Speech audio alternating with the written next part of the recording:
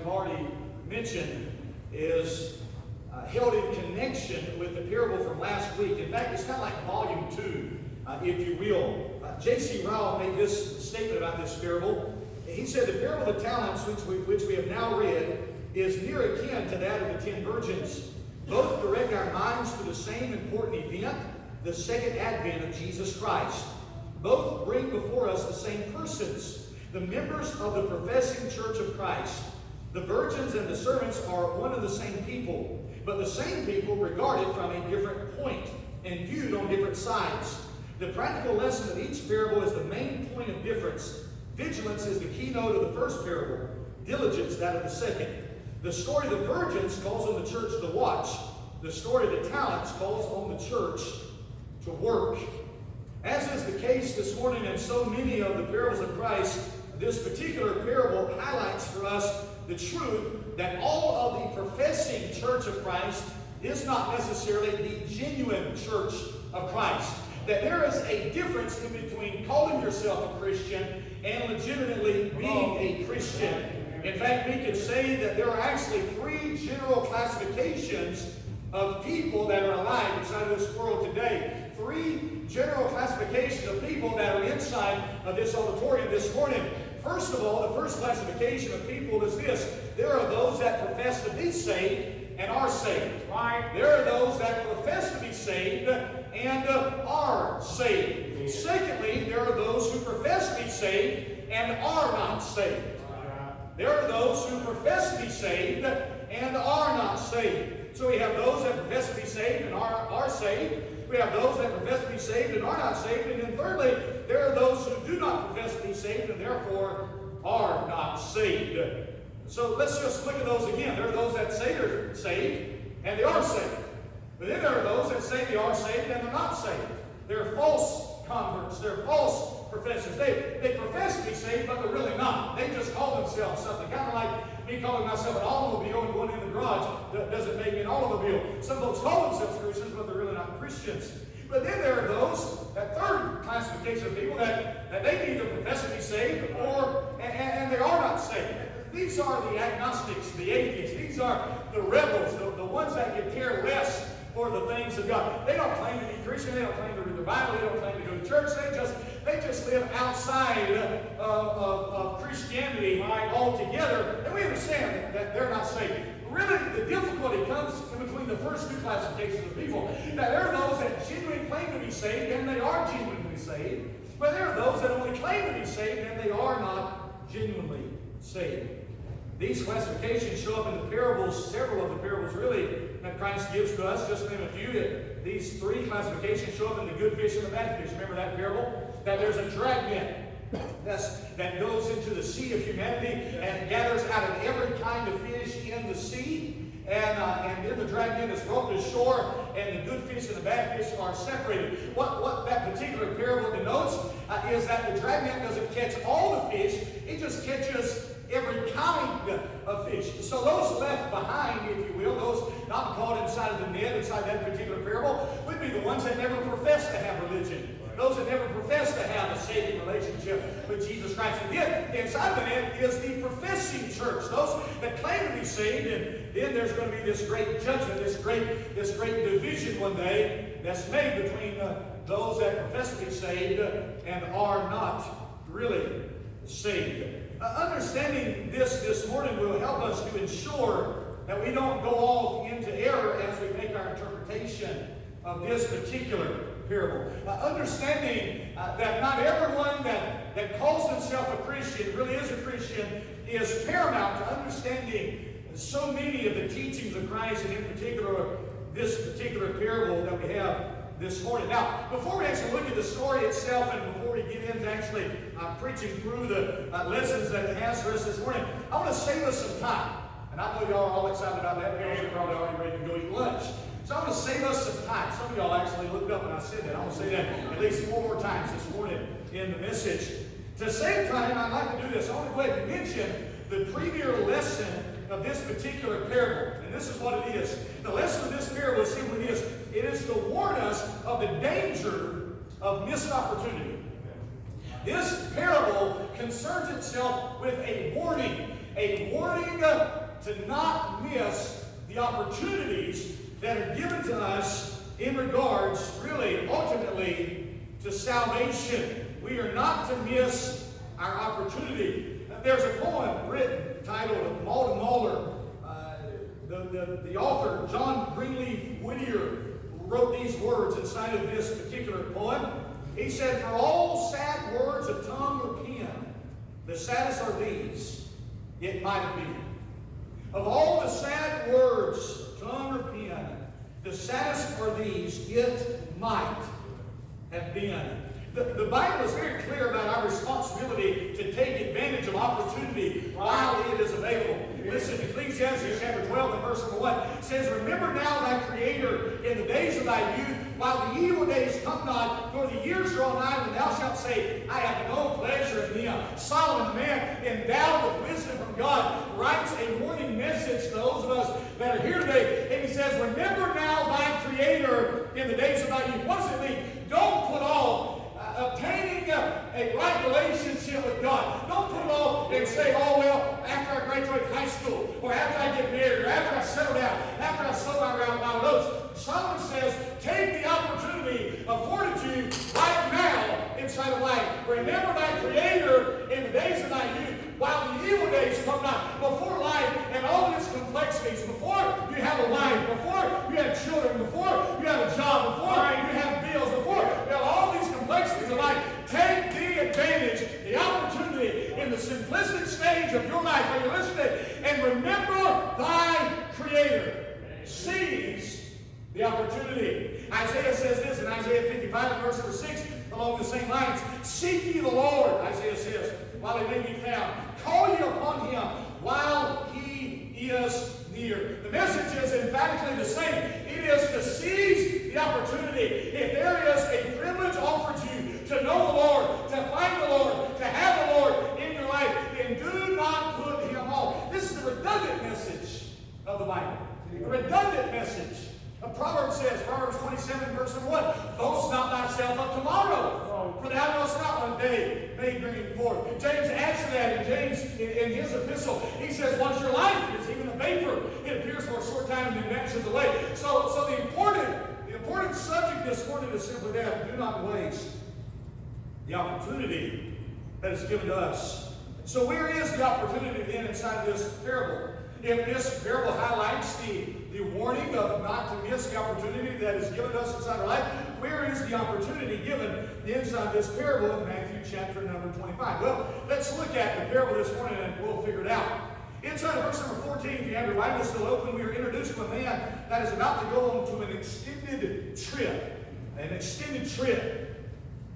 In preparation for his absence, this man calls several of his servants and gives to them what the Bible calls talents. Now, this is not the man giving the ability out for people to sing and play musical instruments, or people to preach or teach or anything like that. If that was the case, I would have made sure I wanted to be there that day so somebody could give me the ability to sing and play some musical instrument. That's not how the word talent is actually understood. The Bible says to one he gave 5 talents, to another he gave 2 talents, and to the last one he gave 1 talent.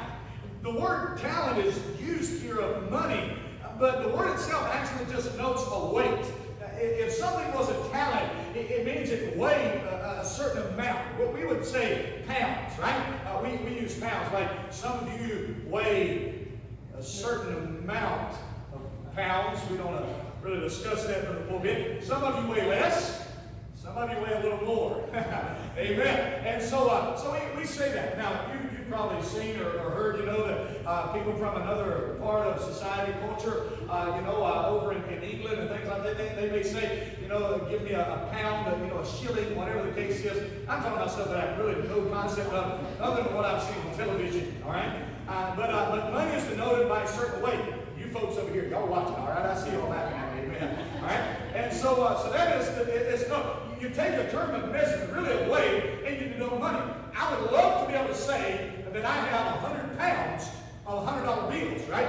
It's kind of something similar to that. The word here, strictly alongside the parable, is denoting a certain amount of money. To have 5 talents talents of a certain amount of money entrusted to your responsibility is a significant amount of money. The same thing for 2 talents and for just a single talent. It just denotes a measurement of weighing out money, if you will. Now, those talents in this parable, the Bible says, were distributed. Verse number 15, I believe. Verse number 15 says that these talents were distributed according to the several ability of each individual. You notice that expression, to his several ability. Meaning that the master inside of the parable gave out the responsibilities based on individual aptitude. In other words, this master did not expect everyone to perform on the same level. He came to one, and he said, you're a 5-talent person. I'm going to give you 5 talents. He came to the other and said, you look to be a 2-talent person.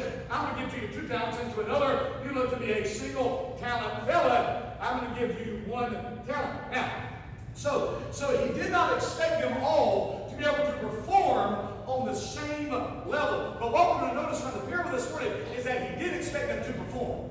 Right? Give the distinction there. He didn't expect everyone to perform on the same level or in the same capacity, but the master did expect everyone to perform, to live up to the responsibility entrusted to them.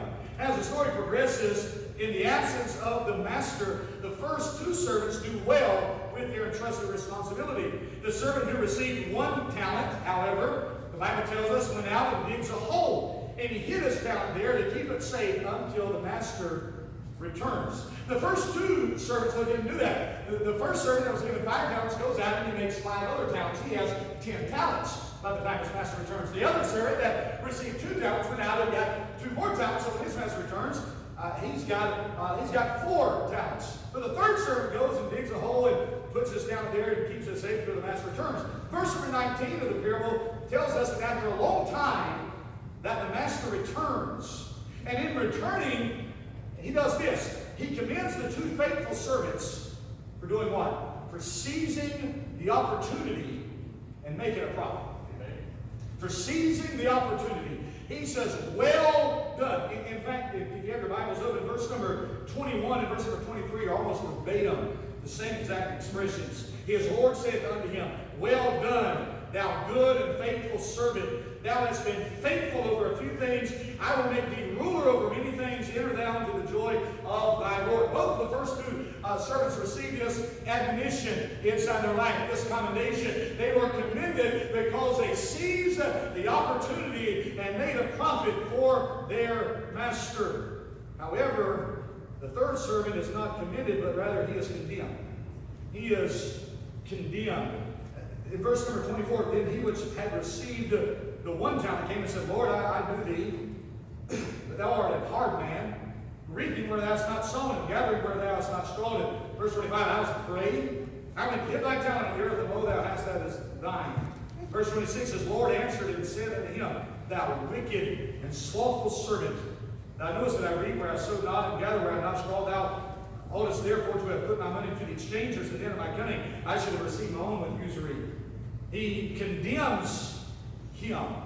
He condemns him for his lack of seizing the opportunity that was presented to him. Now, I want to do something. I want to point this out very clearly inside this parable. This last servant that wastes the opportunity that was afforded to him, this servant does not represent the atheist or the agnostic. He doesn't represent all the other fish that never got caught in the dragnet. He doesn't represent all the other people that attended the wedding celebration other than the wedding attendants. Okay? What this man represents, he represents one of the ones that got caught in the net.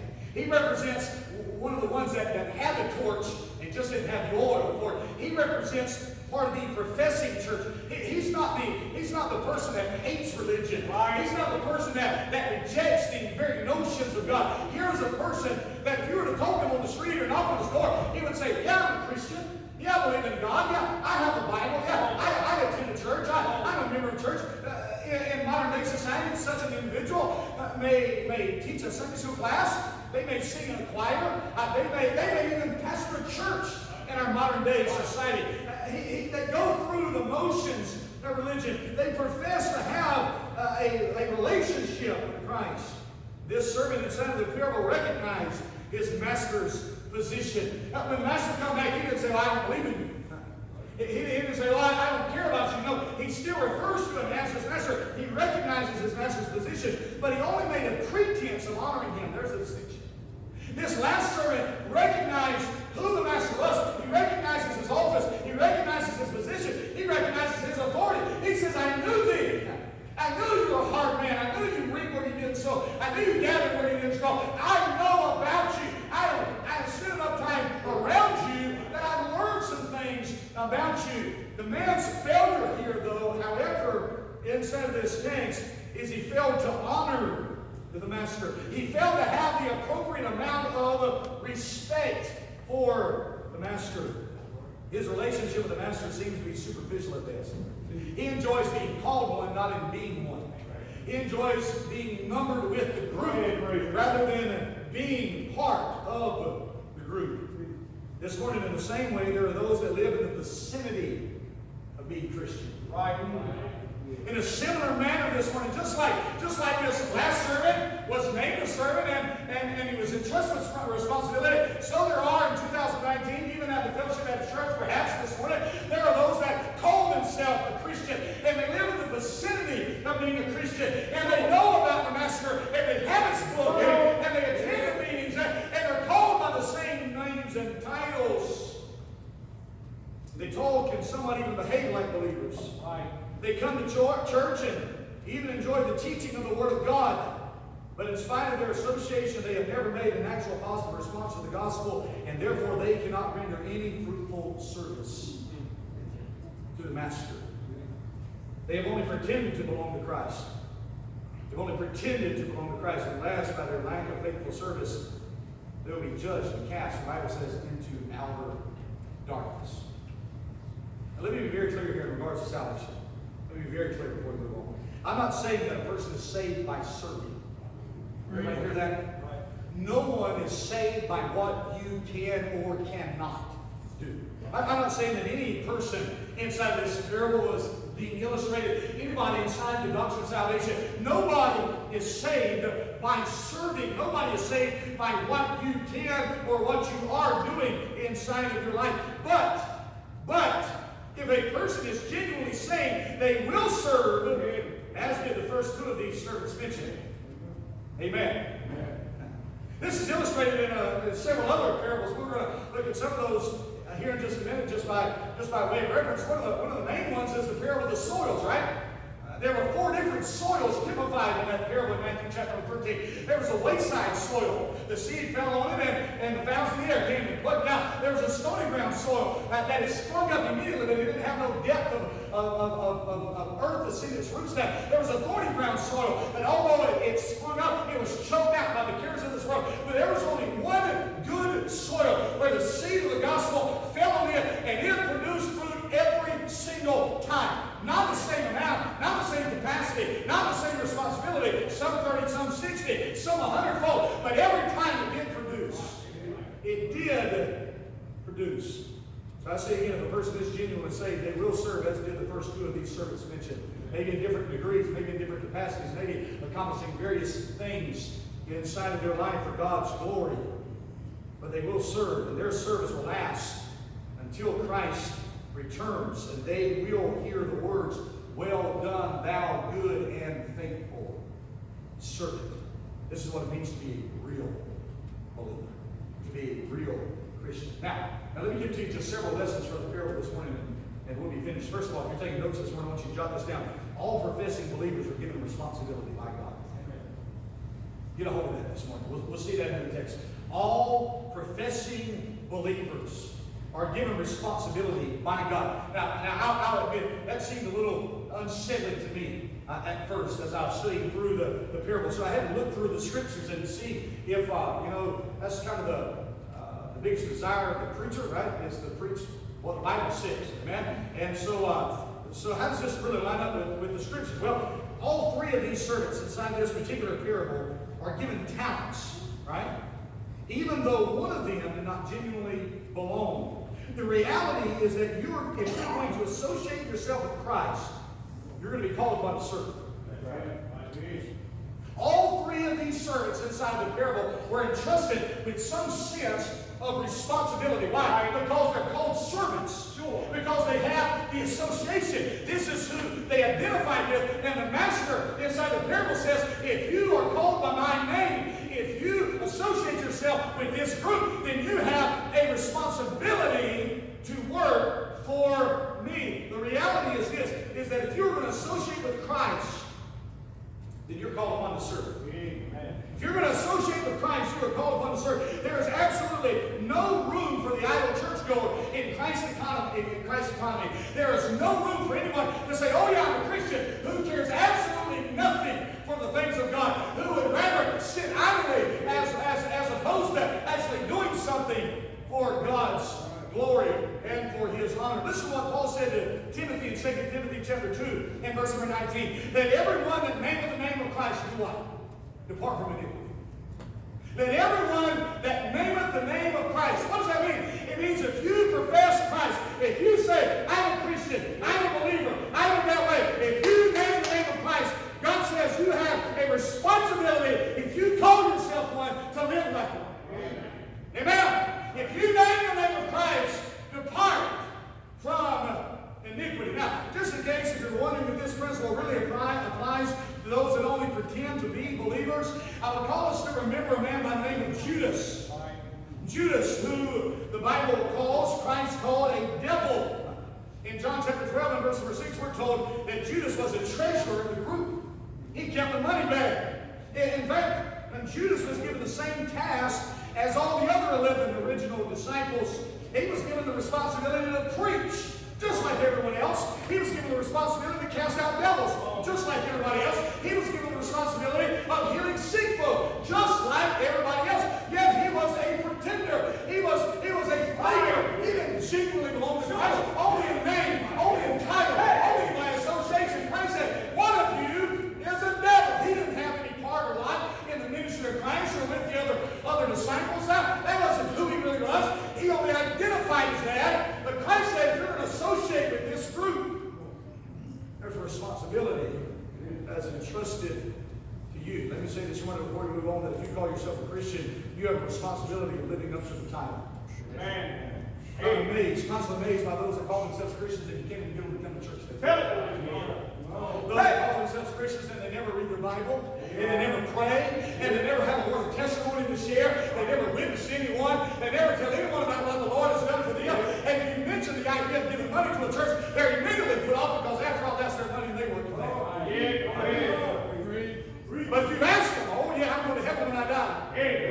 Oh yeah, I'm a Christian. Well, let me give you a definition. A Christian is one that lives like Christ. He is a mimicker, an imitator of who Christ was. Amen. There is a responsibility laid on us that if you call yourself one, to live like one. Number two, this one, here's the second truth, lesson from this parable. Some professing believers will waste their privileges. Some professing believers will waste their privileges. The servant inside of the parable who was given just one talent didn't have a lot of responsibility. Can we be honest there? He wasn't given 5 talents and had the responsibility of increasing or gaining a yield off of 5 talents of money. He wasn't given the responsibility of having to put forth a yield of 2 other talents of money. He was only trusted with the small, minuscule responsibility of 1 talent laid on him in comparison to the other 2 who received 5 and had received 2. The first man had 5 talents to work with. The second man had 2 talents to build on. But this last servant only had 1 talent to match. He didn't have much responsibility. There wasn't a whole lot laid upon him. But instead of going to work, this man goes and digs a hole and buries the talent only in an attempt to preserve the talent. Now, here's the big question that I have for this guy. Here's the big question I have for him.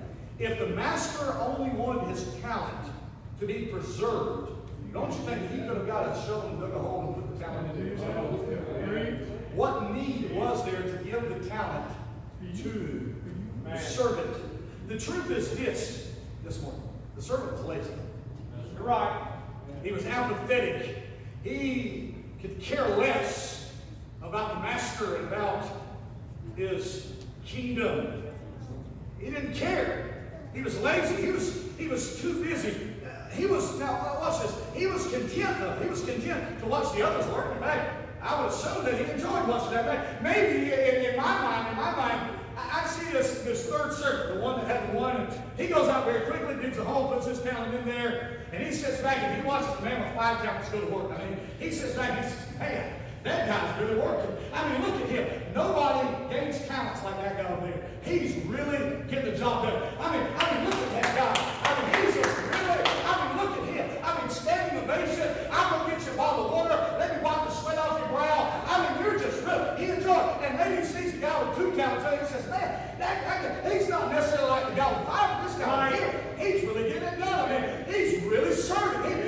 Man, it looks like he really genuinely cares for the master. He was perfectly content to watch the others work. He enjoyed seeing everything else going on around him, watching the others. He probably even got excited to see some of the things that were going on. But he himself was not going to get involved. He wouldn't get involved. The connection is pretty easy to make, is it not, this morning? There are plenty of those who profess to be Christians. They even hang around the church. They even enjoy watching the performances of everyone around them. Enjoy watching everything going on. They are encouraged to see the growth that even takes place periodically around the church house. And they enjoy the choir. They sit there as a choir and sing while they go. I'm amazed that maybe their hearts kind of welled up with emotion inside them. They thought, man, that is so good. And they thought, what? The altos, man, they really did great. And the sopranos, and the men, the bass, the tenors, and they come together. Man, what harmony, and everything just kind of working together. And they heard the piano and the guitar and the organ and everything. And man, that's great. Boy, it's so good to see everybody at church this morning. And the pews are full this morning. And man, we had a good crowd on the bus ride. And a lot of folks inside. Man, this is real. Man, look at those pews. Aren't those pews nice? And man, everything's just going on so great. There's a lot of folks that hang around and they're encouraged to see everything. We had 28 people go to youth revival. Man, there'll probably be 12, 15 people go down to junior camp here in a few weeks. That's so good. We've got such a great church and great people. And I'm so glad to be called a Christian. And so glad to be called a member of Fellowship Baptist Church. But don't ask them to do it. Don't ask them to get involved. In fact, they'll never get involved. You're right. They'll never produce. They'll never be productive. They will never enhance the kingdom of heaven because they wasted their privileges to life given to them by God. Here's what I believe. Here's what I believe. I believe this man that has the 1 talent digs a hole, he puts his talent inside of it, he buries it, he's preserved it, it'll be there when the master comes back. He watches periodically the man with 5 talents go to work. He watches periodically the man with 2 talents go to work. And he enjoys watching them. And then maybe 5 o'clock rolls around and he says, man, I got to go. I got a ball game this afternoon. Man, I got to go. I got so many other things to do inside my house. I got to go fishing. I got to go hunting. I got to go here. I got to go there. And there's 1,000 other things. The real reason why this guy couldn't do anything with that talent is he was too busy. Yeah. Privileges of life that is given to him, the fact that he woke up, the fact that he had every need, a servant in those days in this capacity had everything that they needed for them. And instead of using that to his advantage to seize the opportunity the master had given to him, he took those privileges and became selfish with them. And he cares only for himself rather than care about master. People like this use the privileges, the blessings of God in their life for everything else but for God. You know, the very God that woke us up this morning, the very God that put air, made us be able to breathe, the very God that's letting your heart beat right now. Job said, the Lord giveth and the Lord taketh away. The same one that's allowing us to live and move and exist, to have our being right now. That God, we take the life, we take the blessings and we pray, God bless America. God, watch over my family. God, keep my children safe. And God, help my husband not to lose his job, and help my wife not to lose her job. Help the money to keep coming in. And please don't let us get sick. Please don't let me hear the words that some folks have to hear. Please don't let the policeman show up at my door. I don't want to hear anything back up. But while you're giving me all these things, God, I'm too busy. Yeah, thank you. All professing believers will ultimately be judged by God. Right. All professing believers will ultimately be judged by God Himself. Now, granted, the master inside of the parable was gone for a long time. The Bible tells us that. He went on a long journey. But He does return, verse 19. He goes away, He leaves, and He leaves His servants with a responsibility. You associate, you title, you call yourself this. Here's the responsibility. I'm leaving, and I'm going to be going, and I'm not going to tell you this when I'm coming back. Just know I'm going to be back. And He goes, and He stays gone for a long time, but He returns. And in returning, He calls the servants to give an answer for their responsibility. He calls upon them to give an account how they have behaved themselves with the entrusted responsibilities. The master inside the parable is portrayed as being open and honest in his assessment of their behaviors. In other words, he doesn't try to cut any corners, he doesn't try to sugarcoat, he doesn't gloss over anything. He's just kind of real straightforward, straight to the point in his assessment of their behaviors. Now, may I say to those of us that are here today that we name the name of Christ. If you're here today and you say, if I was to ask you after the service, if I was to shake your hand and I was to say, Mr. or Mrs., are you a Christian? If you would say yes to that question, am I a Christian? Yes, I'm a Christian. If you would identify yourself with Christ, what I want to say to you today is this, that you will be called upon by Christ to give an account of how you have lived your life since you were employed by Him. If you name the name of Christ, if you call yourself a Christian, if you say, yes, sir, when I die, I'm going to go to heaven, you are going to be judged by Christ. And your judgment is possibly going to be a harsher form of judgment than the atheist and the agnostic. Why? Because you know Him. Yes.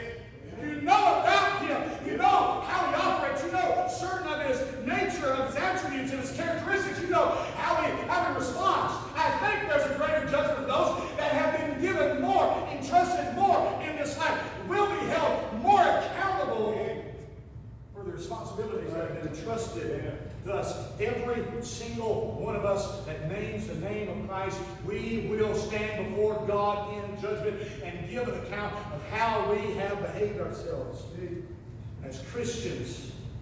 And we can choose on that day to offer all the excuses that we want to, but they'll not be listening. We hear them all the time, right? You know, it's just so hard to live for God in our society. Right? An excuse about society. Man, things are just so bad. Listen, I get it. It is bad. I mean, look at the world. You can't halfway drive down the road without seeing things. You've got access to every form of evil right there on your phone. Yeah. I mean, everything that you could your heart could ever desire is within the fingertip of us getting hold of it. This is a tough society that we live in. But that won't help on the day of judgment. Society's not called into question for you on that particular day. And some folks have talked about their own sense of depravity. You know, I struggled so much. I was so weak. I was so frail. Or maybe they'll say, I didn't have that good of a church. Or I couldn't understand. You know, I had you know, just my mental capacity. Maybe I was handicapped a little bit. I just don't get it. I don't learn that well. I don't understand. Listen to me. You are going to be judged by your several ability. By your own personal aptitude, you will be judged. If you name the name of Christ, we are to live up to the God-given responsibilities placed upon us in our life. Christ will deliver judgment to us very openly and very honestly, just as he did with the first two, and just as he did with the final one. Here's the last thing I want to give to you, and then we'll be done this morning. Number 4. All professing, let me say this right, all professing unproductive believers will be finally condemned. All professing unproductive believers will be finally condemned. The parable here tells us that the servant who buried his master's treasure was reminded of something. He was reminded that he knew his master's character, that he knew his master's requirements, and was therefore without excuse. In fact, this is exactly what the master says to him inside of verse number 26. He says, "Thou wicked and slothful servant, thou knewest." You knew the expectation. You knew the responsibilities given to you inside of this life. He says, you're without excuse. Now, the Bible here terms such a person as wicked, slothful, and unprofitable. Those are three pretty tough adjectives to describe it. Wicked. A person that doesn't seize the opportunity given to them in this life. A person who is given the blessings of God and the providence of God is realized inside of that individual's life, and they don't use it to the advantage of the kingdom of God. God says such a person is deemed to be a wicked person. They are a slothful person. That is, they are lazy to the core. They're too busy with everything else in life. They only do what they consider to be fun. Christ says they're unprofitable. Unprofitable in the verse of the worthless. Those are worthless. Christ says that such a person as would take the breath that I give to them, that would take the very air that I put inside their lungs, that would take the life that I give to them, that I woke them up this morning, and they would not use their life, their talent, their abilities in life to glorify me. God says they're worthless creation. Unprofitable. The Bible says such a person in this parable is cast out into outer darkness to weep and to grind his teeth forever. There will be no excuse for the pretending Christian on the day of judgment. No excuse now. I know there's a lot of things here. A lot of things. We don't have time to get all of this. A couple of things that I'd like to say before we get the message is that there's a lot of folks that call themselves Christians and even look like Christians and even go through the motions of Christianity. There's a lot of folks that even preach and teach Sunday school classes, sing in the choir. When we talk about productivity, we're not talking about doing things. Right. Right. Christ's kingdom is a spiritual kingdom. You understand? It is a spirit. The kingdom of God is a spiritual kingdom right now. I mean the earthly kingdom of Christ. But right now the kingdom of heaven is understood in spiritual terms. We don't believe in replacement theology. We don't believe we replace Israel. The church's blessings are spiritual blessings. We receive all spiritual blessings, all heavenly blessings in heavenly places. Spiritual blessings in heavenly places. Our citizenship is in heaven. Right? Everything that we have to look forward to is in a heavenly realm. So right now, the contributions that we are making to that kingdom are not understood in the physicalities of life. You may sing, you may preach, you may teach, you may clean a church, you may do all kinds of things. That doesn't make you a Christian. Right. It's the interest in Christ's kingdom. Jesus says, do not lay up for yourselves treasures on earth where moth and rust and corrupt and thieves break through and steal, but rather lay up for yourselves treasures in heaven. That's why he said in Matthew 6:33, seek first the kingdom of God and his righteousness. How does that play out in returns? Paul said in Colossians 3, just set your affection on things above and not on things of the earth. We're to look into Jesus, who, by the way, is seated in the heavens, far above all principalities and powers. This will be a spiritual realization. So there are those that do a lot of physical things inside this life, but that doesn't make you a Christian. And then I'd also like to make this statement very quickly. That